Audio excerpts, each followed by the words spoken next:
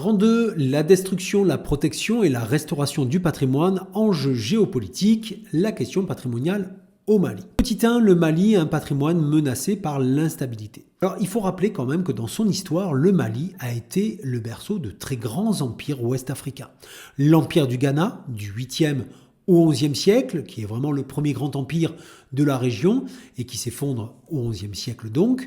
L'empire du Mali de 1235 au XVIe siècle, qui va atteindre son apogée sous Mansa Moussa au XIVe siècle. Et puis l'empire Songhai, à peu près toujours localisé au même endroit, du XVe au XVIe siècle, qui est lui centré autour de Gao et qui succède à l'empire du Mali et qui domine la région jusqu'à sa chute en 1591. Et du fait de cette histoire, le Mali possède un patrimoine culturel exceptionnel, illustré par 4 sites inscrits sur la liste du patrimoine mondial de l'UNESCO. Bon, je te propose de passer en revue ces sites, comme ça tu auras des informations sur chacun. D'abord, Tombouctou, inscrit en 1988, c'est vraiment une ville mythique, surnommée la perle du désert, surnommée aussi la ville des 333 saints. Ça a été un grand centre intellectuel, commercial de l'empire malien. Sa renommée était liée à sa célèbre université coranique qui attirait des savants de tout le monde musulman et puis à ses nombreuses bibliothèques aussi qui conservaient des milliers de manuscrits anciens. Tombouctou est riche aussi de 3 grandes mosquées construites en banco, c'est-à-dire en terre crue, entre le XIVe et le XVIe siècle, soulignant également l'importance religieuse de cette ville. En plus de cela, l'inscription à l'UNESCO comprend aussi 16 mausolées. Deuxième site, les villes anciennes de Djenné, qui sont inscrites aussi en 1988. Elles sont situées sur une île au cœur du delta intérieur du Niger et Djenné est connu pour son architecture unique en terre crue. Alors, le bien classé au patrimoine universel comprend 4 sites archéologiques ainsi que la vieille ville de Djenné. L'inscription de ce site sur la liste du patrimoine mondial est vraiment un témoignage exceptionnel sur les civilisations pré-islamiques du delta du Niger et sur son architecture aussi en terre qui est très caractéristique du style soudano-sahélien. Troisième site, les falaises de Bandiagara dans le pays d'Ogon qui ont été inscrites en 1989. C'est un paysage à la fois culturel et naturel qui s'étend sur près de 400 000 hectares qui a été inscrit comme un site mixte, culturel donc et naturel. Elles sont situées au pays d'Ogon, on est dans le centre du Mali, et ces falaises de Bandiagara offrent un paysage tout à fait spectaculaire et abritent des villages traditionnels accrochés à flanc de falaises. Et ce peuple d'Ogon, qui est connu pour ses traditions ancestrales, sa mythologie complexe et ses masques rituels, a développé une architecture unique adaptée à l'environnement escarpé. Enfin, quatrième site, inscrit un petit peu plus tard, en 2004, le tombeau des Askia. Situé à Gao, qui est l'ancienne capitale, je te le rappelle, de l'empire Songhai, le tombeau des Askia est un imposant monument funéraire pyramidal, construit une nouvelle fois en banco au XVe siècle. Il abrite les tombes de plusieurs empereurs Askia qui ont régné sur l'empire de Songhai, donc à son apogée. Et ce monument témoigne de la puissance et de la richesse de cet empire qui contrôlait les routes commerciales transsahariennes et qui a joué un rôle majeur dans la diffusion de l'islam dans l'Afrique de l'Ouest. Donc tu le vois, ces 4 sites inscrits à l'UNESCO illustrent la richesse et la diversité du patrimoine malien. Or, leur préservation est aujourd'hui menacée par l'instabilité politique et les conflits armés. Alors, quelles sont les menaces ? En fait, depuis le début des années 2000, le Mali fait face à une crise politique et militaire complexe.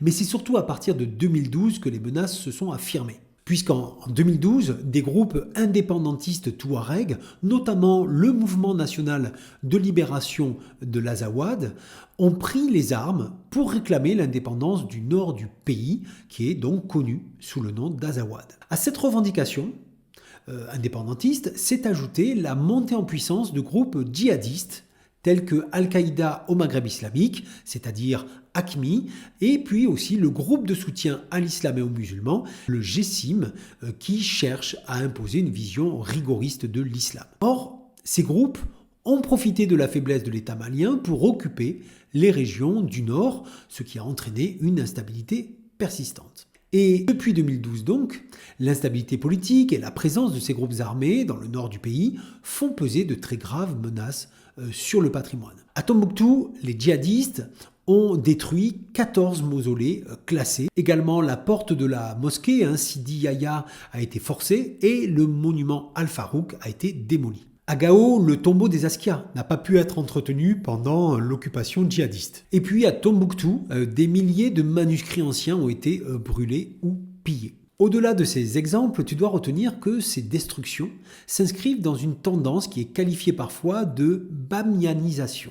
Ce concept de bamianisation fait référence à la destruction des Bouddhas de Bamiyan en Afghanistan par les talibans. Et ça désigne l'idée d'une destruction systématique du patrimoine pour des motifs idéologiques. Petit 2, reconstruction et protection du patrimoine malien, un défi majeur. Alors face à l'avancée de ces groupes terroristes vers le sud et vers la capitale Bamako, le Mali a demandé à la France de déployer l'opération Serval à partir de janvier 2013. Et cette opération, qui a été appuyée par des forces armées maliennes et puis d'autres partenaires internationaux, a permis de repousser les insurgés et de reprendre le contrôle de zones stratégiques, y compris Tombouctou. En parallèle de cela, la MINUSMA, c'est-à-dire la mission multidimensionnelle intégrée des Nations Unies pour la stabilisation au Mali, a été mise en place en avril 2013 pour stabiliser, comme son nom l'indique, la situation, protéger les civils, mais aussi soutenir les efforts de reconstruction du pays. Et dans cette période de reprise, on a eu une reconstruction d'éléments du patrimoine malien. Par exemple, on a reconstruit les 14 mausolées qui avaient été détruits. On a essayé de récupérer la bibliothèque aussi de Tombouctou. Donc, la communauté internationale reconnaît l'importance de restaurer ce patrimoine, non seulement pour les populations maliennes, bien entendu, mais aussi pour l'humanité tout entière. Autre élément aussi, c'est la lutte contre le pillage et le trafic de biens culturels, puisque cette situation d'insécurité au Mali a aggravé la menace de pillage, de trafic illicite. Les manuscrits, les objets d'art ou d'autres reliques sont souvent ciblés par des trafiquants cherchant à les revendre sur les marchés internationaux. Et face à cela, des mesures ont été prises pour renforcer la protection du patrimoine malien, notamment des campagnes de sensibilisation, mais aussi l'amélioration de la loi malienne et puis des actions concertées au niveau international pour lutter contre ce trafic. Notamment, l'UNESCO s'est associé à Interpol pour mettre en place des initiatives pour suivre et récupérer les biens culturels volés. Un autre moment important, c'est la condamnation d'Ahmed Al-Faki Al-Mahdi par la CPI, la Cour pénale internationale. En 2016, c'est un véritable précédent historique qui a été établi dans la lutte contre la destruction du patrimoine culturel avec la condamnation d'Ahmed Al-Faki Al-Mahdi par la Cour pénale internationale. C'est un membre d'Asnar Diné, c'est-à-dire le groupe terroriste qui a détruit les mausolées, qui est reconnu coupable de la destruction délibérée de 9 mausolées et de la porte de la mosquée Sidi Yahya à Tombouctou en 2012.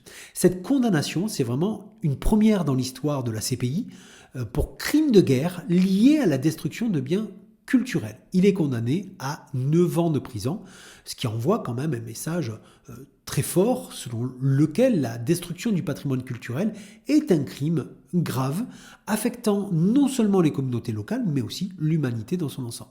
Alors, la situation reste quand même fragile, puisqu'en 2020 et 2021, des coups d'État militaires ont renversé les gouvernements en place, entraînant de nouvelles périodes d'incertitude, de nouvelles périodes de tension.